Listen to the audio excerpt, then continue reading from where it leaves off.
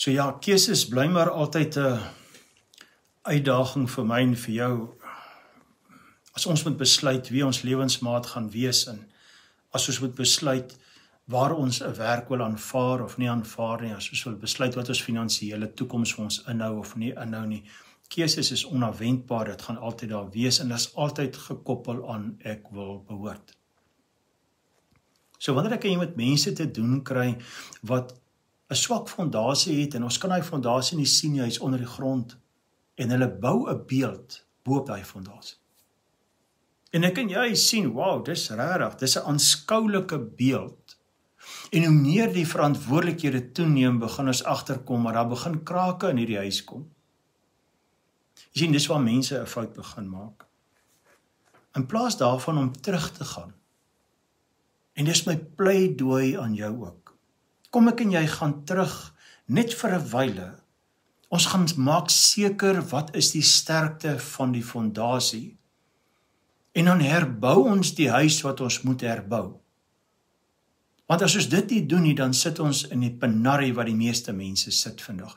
Hulle het 'n huis gebou op 'n fondasie wat niemand kan sien nie, en die huis lyk aanskoulik.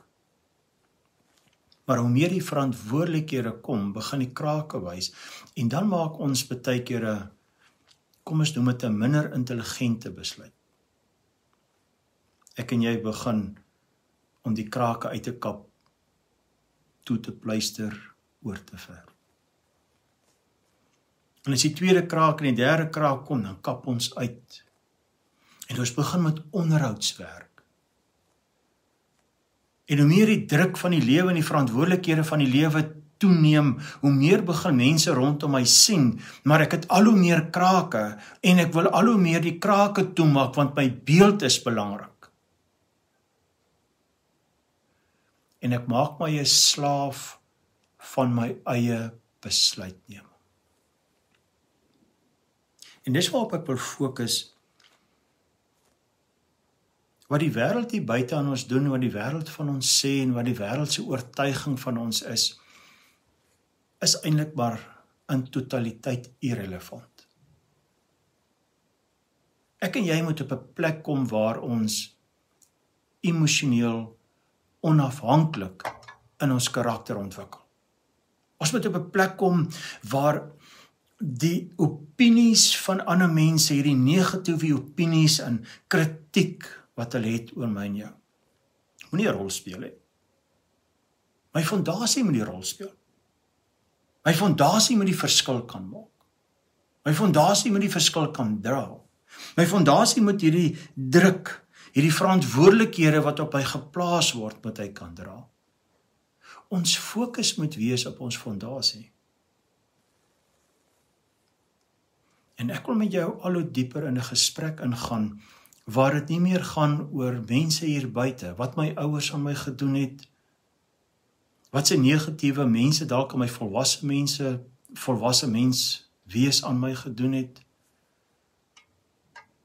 Dit gaan oor wie's ek? Dit gaan oor my fondasie.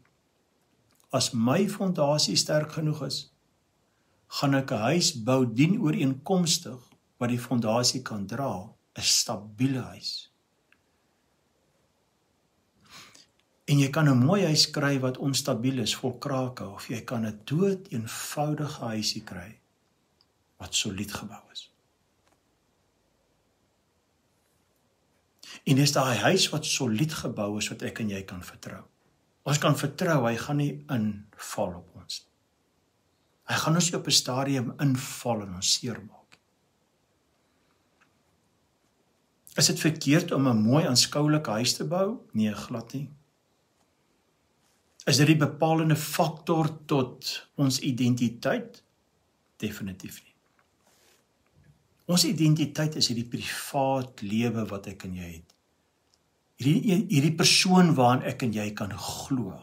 Ons interne mens. Want as jy mooi dink waaroor die lewe gaan, alle konflik wat ontstaan van mense se opinies, hierdie negatiewe kritiek wat hulle uitspreek, al daai eksterne konflik wat ek en jy ervaar, eindig intern.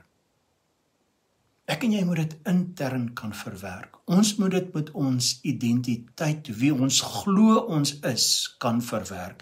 En nie wat mense glo wie ons is nie. En dis hoekom God gesê het, jy moet jou naaste lief hê soos jouself. Jy moet jou naaste lief hê soos die sterkte van jou fondasie, jou identiteit, wie jy glo jy is.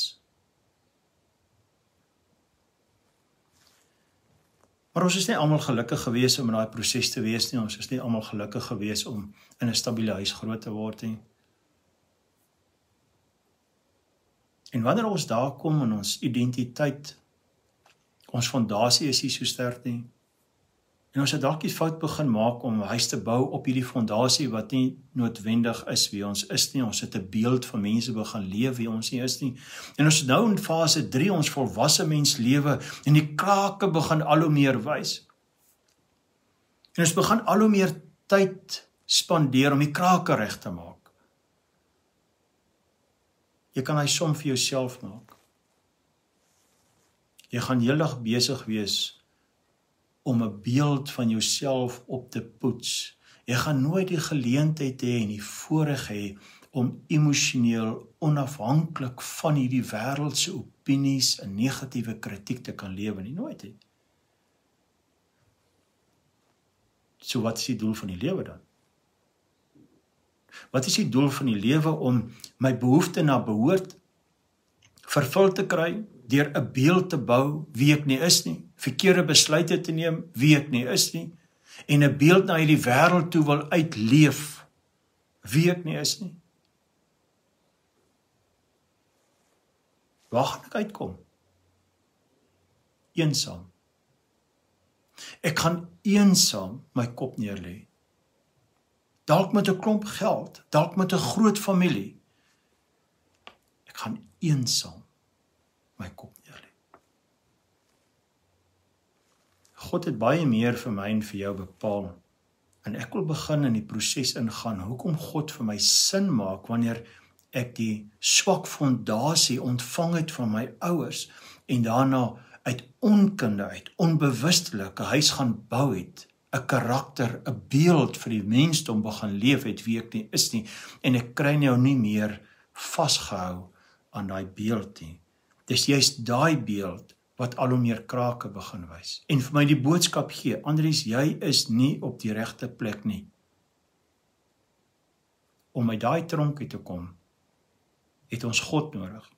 God in Jesus Christus. En ek wil daai eenvoudsvorm van God vir jou verduidelik. Hoe eenvoudig dit is om uit hierdie emosionele tronk uit te kom.